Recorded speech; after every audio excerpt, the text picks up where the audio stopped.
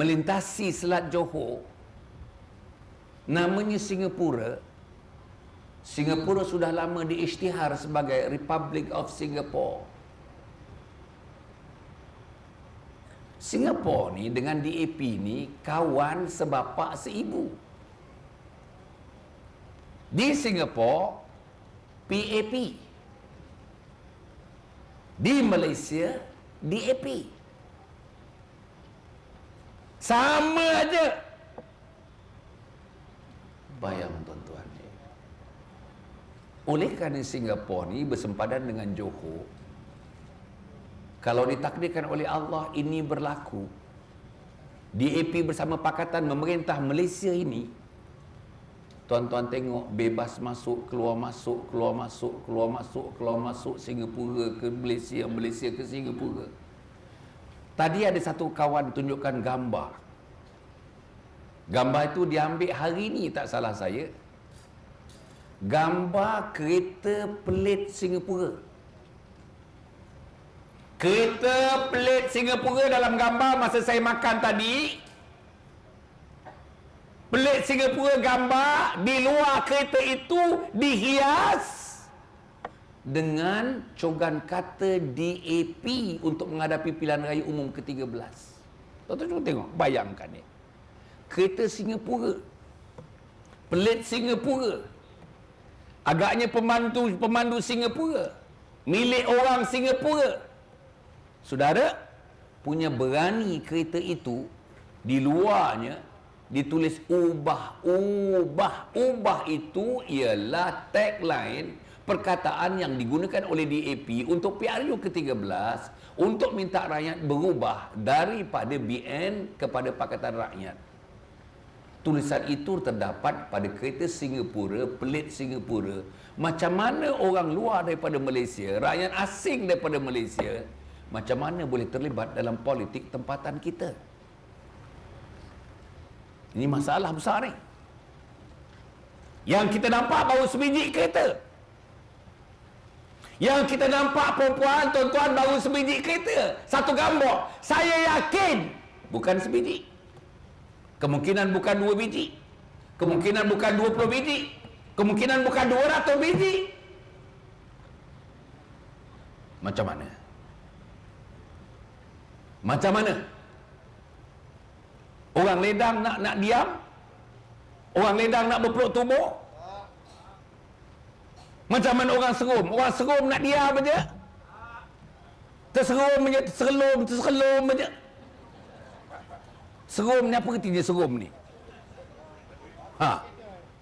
Serum ni. Bunyi-bunyi terselum macam songkok serelum aja. Perempuan, sebab itu saya katakan tadi, ingat tak saya katakan, kerja asal perempuan ni bukan hanya menjadi cikgu untuk cikgu, bukan mengurus rumah untuk mengurus rumah. Tuan-tuan punya tugas ialah khalifah Allah.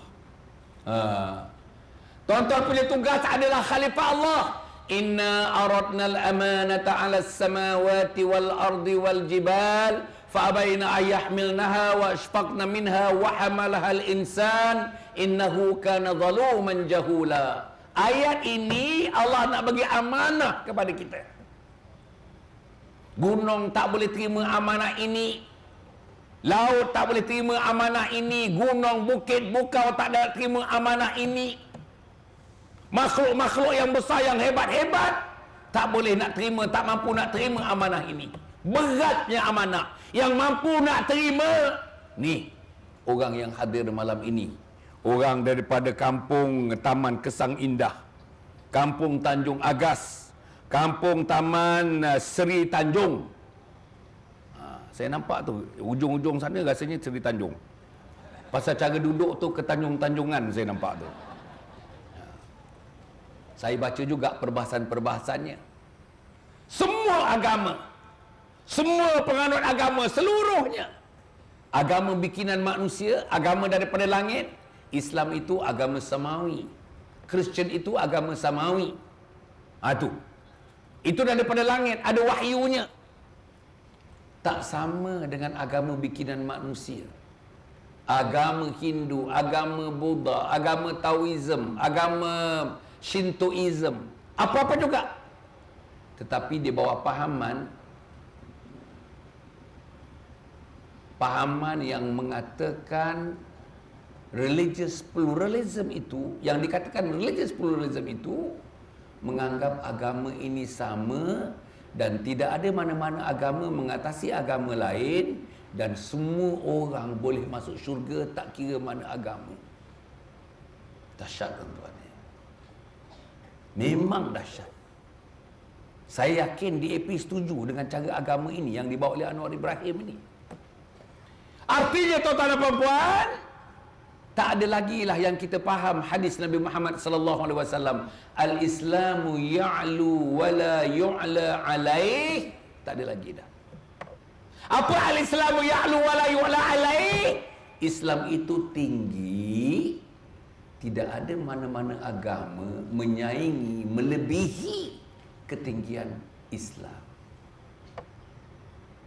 Bahkan ada ulama, sebagian besar ulama mengulas, bila wahyu diberikan kepada Nabi Muhammad sallallahu alaihi wasallam melalui Jibril alaihi salam, bila syariat Islam diletakkan ke pangkuan keribaan Nabi Muhammad, maka syariat-syariat yang lain selain daripada Islam itu terbatallah.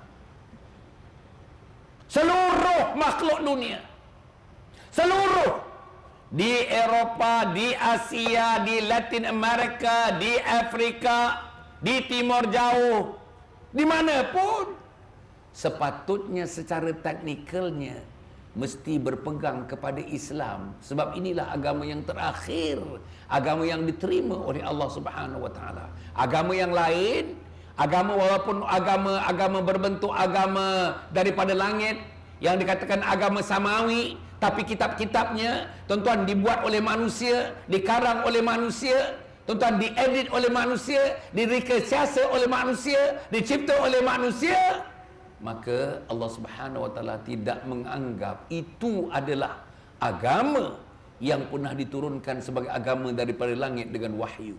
Hanya agama berwahyu itu yang mesti dipertahankan, ialah agama yang tuan-tuan berpegang, agama yang saya berpegang daripada datuk nenek moyang kita dulu. Kita pun tak tahu daripada mana datuk moyang, semuanya beragama Islam. Akhirnya kita generasi yang ke-10, yang ke-20 masih lagi mengucap asyhadu an la ilaha illallah wa asyhadu anna Muhammadar Rasulullah.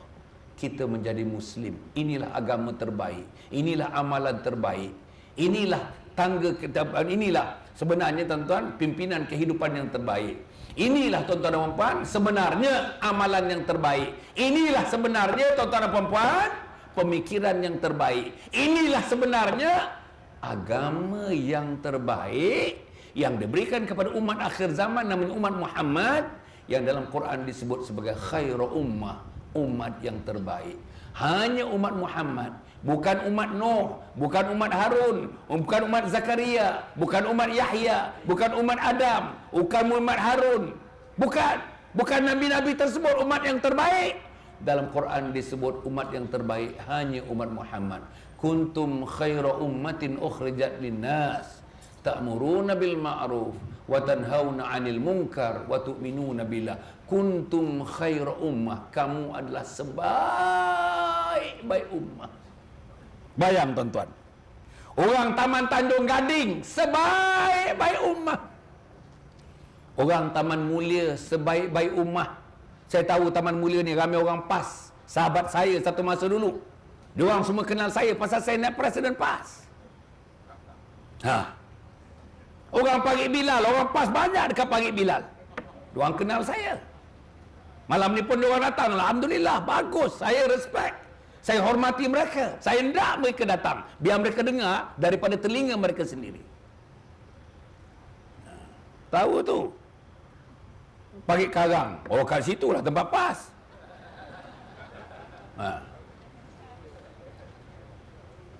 Saudara-saudara yang saya hormati. Yang kedua yang Anwar nak bawa, seolah-olah menolak amalan Ahlussunnah wal Jamaah, ialah agama yang namanya Islam liberal. Allah tuan-tuan. Kalau tuan-tuan nak pergi detail lagi, suruh anak kita buka website. Baca ucapan dia pada bulan Mac. Tak salah saya 10 hari bulan Mac tahun 2010, Anwar Ibrahim berucap di LSE London, London School of Economics di London. Dia menerangkan tentang religious pluralism dan juga dia menerangkan mengenai namanya Islam liberal. Saya nak pergi kepada Islam liberal. Islam liberal, saudara, punya liberalnya Islam. Liberalnya Islam, anak Anwar Ibrahim sudah membuat satu kenyataan menggambarkan liberalnya Islam. Nurul Izzah. Nurul Izzah tak pergi sekolah agama. Saya dipahamkan Nurul Izzah tak pergi mendapat pengajian agama secara formal.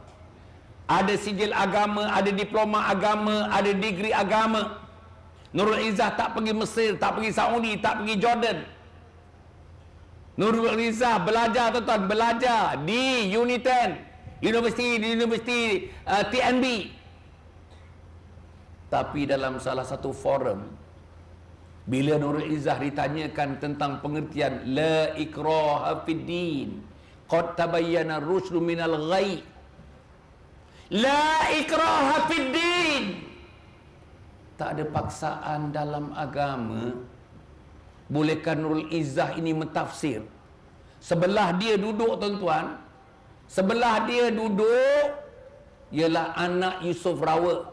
Anak Yusuf Rawa yang menjadi sekarang ahli parlimen Parit Bunta, yang satu masa dulu sayalah ahli parlimen Parit Bunta. Saudara, dia, anak Yusuf Rawa ni belajar agama, belajar di Mesir. Belajar di Mesir, duduk sebelah Nurul Izzah masa Nurul Izzah menjawab soalan itu. Nurul Izzah tak bagi pun orang PAS ni menjawab, dia yang menjawab. Apa dia kata? La ikraha fid din. Tidak ada paksaan bagi kamu untuk memilih agama, menukar agama. Apa kata Nurul Izzah? Peruntukan itu untuk orang bukan Islam. Orang bukan Islam boleh tukar agama bila-bila masa. Bila-bila masa. Daripada Hindu nak jadi Kristian boleh, daripada Kristian nak jadi Buddha boleh, daripada Buddha nak jadi Bahai boleh, daripada Bahai nak jadi apa pun boleh. Apa dia kata lagi?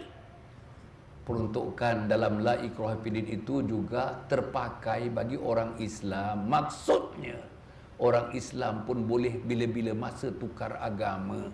Seolah-olah membuka pintu luas besar, wahai orang Islam, bolehlah kamu menukar agama. Seolah-olah begitu. Bayang, tuan-tuan. Apa kata bekas mufti Johor, Datuk Nur Gadun? Syirik. Syirik. Nurul Izzah mesti bertaubat. Apa kata mufti Perak? Syirik. Nurul Izzah mesti bertaubat. Bayang, tuan-tuan. Macam mana Nek Aziz boleh menerima kenyataan Nurul Izzah itu? Macam mana Ustaz Hadi Awang sebagai Presiden PAS boleh menerima kenyataan Nurul Izzah itu? Bayang, tuan-tuan dan puan.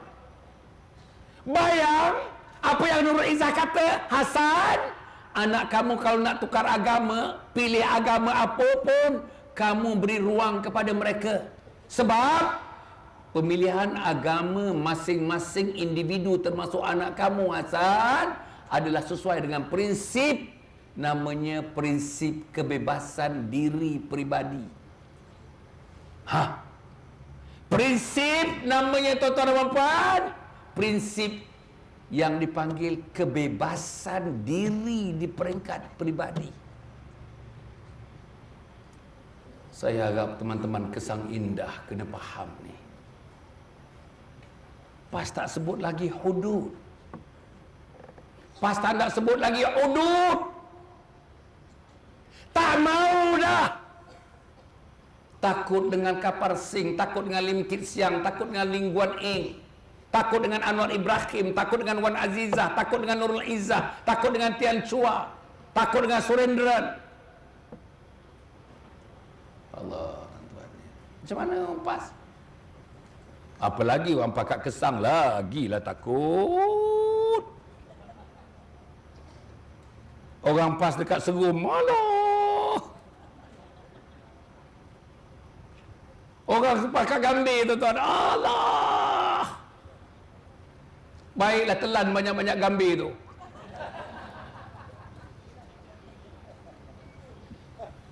Macam mana?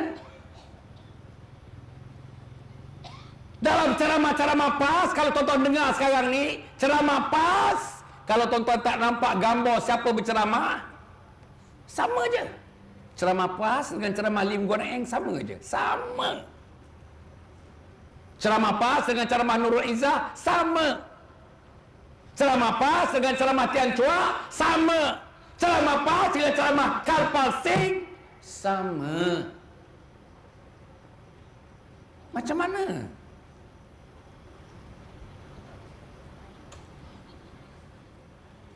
Artinya PAS dah tidak mahu mempertahankan negara Islam. PAS tidak ada kekuatan untuk mempertahankan hudud. PAS tidak ada kekuatan dari segi dalamannya untuk mempertahankan kepimpinan ulama. Hampir pupus ulama dalam PAS. Masa saya masuk PAS, kepimpinan PAS pusat 80% ulama. 80%. Itu hampir 18 tahun yang lalu. 80% pimpinan tertinggi PAS di peringkat pusat, peringkat negeri, ulama. Sekarang ni ulama dalam kepimpinan PAS tinggal 20% saja. 80% orang latar belakang macam Anwar Ibrahim. 80% latar belakang macam Tian Chua. 80% latar belakang macam Nurul Izzah. 80% latar belakang macam Sibarasa. Jadi tak ada cerita Islam dah. Macam mana? Siapa nak cerita Islam sekarang ni? Siapa nak cerita Islam? Siapa yang nak mempertahankan Islam? Siapa nak menjunjung Islam? Siapa nak mengagungkan Islam? Oleh itu, tuan-tuan dan puan-puan, untuk PRU ke-13 yang akan datang ini, tolak habis-habisan DAP, tolak habis-habisan PAS, tolak habis-habisan PKR. Undilah, tuan-tuan dan puan, saya harap dengan pimpinan yang ada dalam barisan nasional, dengan pimpinan yang ada kepada ahli-ahli UMNO yang saya nampak kenal mereka, kemampuan, kebolehan, sistem yang ada kepada mereka, resources yang ada untuk menunjulkan Islam, menegakkan Islam, membangunkan Islam. Saudara, jangan pilih Pakatan Rakyat. Boleh ke tak boleh? Jangan undi Pakatan Rakyat. Boleh ke tak boleh? Boleh tak saudara kerja kuat? Tak betul tuan-tuan, lillahi ta'ala. Kalau tuan-tuan tak bekerja, kan saya kata tadi tugas asasi kita ialah khalifah Allah. Balik aja kerja tuan-tuan. Pergilah bilik gerakan. Banyak kerja nak buatkan bilik gerakan tu, la ilaha illallah. Saya 3 kali bertanding dalam pilihan raya. Saya tahu apa nak buat. Poster-poster yang banyak tak diantar, kain rentang yang banyak tak direntangkan. Pasal sekarang ni lebih banyak lagi ceramah-ceramah macam ini ni, macam ini. Pasal pilihan raya hanya beberapa hari saja lagi. Bila parlimen dibubar, menunggu waktu kempen nanti lagi. Tiap-tiap malam, dekat sini saja agaknya satu malam ada 5 ceramah. Kalau tak kerja macam mana? Kalau tuan-tuan tidak mendermakan tenaga macam mana? Tidak mendermakan masa macam mana? Tidak mendermakan wang ringgit macam mana? Apalagi pengorbanan kita untuk menentukan Pakatan Rakyat tidak diberi ruang untuk menang walau satu kerusi pun di negeri Johor ni. Di negeri Johor ni. Boleh ke tak boleh? Maka dengan itu tuan-tuan dan puan-puan, saya sangat mengharapkan dengan kehadiran saya di majlis ini, InsyaAllah walaupun suasananya agak sejuk, hujan pun dah tak turun dah, saya haraplah kita berjanji pada diri kita. Saya harap tuan-tuan berjanji kepada diri masing-masing untuk PRU yang ke-13 pertama, kita haramkan mengundi Pakatan Rakyat. Dalamnya ada DAP, PKR dan PAS. Boleh tak boleh yang pertama tadi? Boleh. Boleh ke tak boleh? Boleh. Saya nak tanya yang wanita-wanita di depan saya ni. Boleh ke tak boleh? Boleh. Alah, boleh. Allah. Macam mana lah. Orang parik bunga macam mana?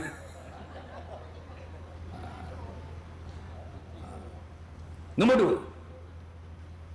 Nombor dua, tuan-tuan dan puan, saya mahukan, InsyaAllah, siapa juga yang disebut menjadi calon untuk melawan Pakatan Rakyat di Parlimen Ledang ini, di 3 Dun ini, siapa saja, asalkan dia orang. Kalau tak orang, jangan.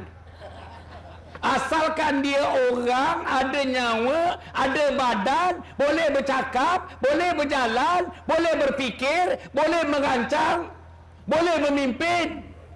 Tuan-tuan, pilihlah dia. Boleh tak? Jangan kira anak saudara kita baru kita nak undi. Jangan kita orang kita baru kita nak undi. Jangan kira di lorong kita baru kita nak undi. Jangan kira di kampung kita baru kita nak undi.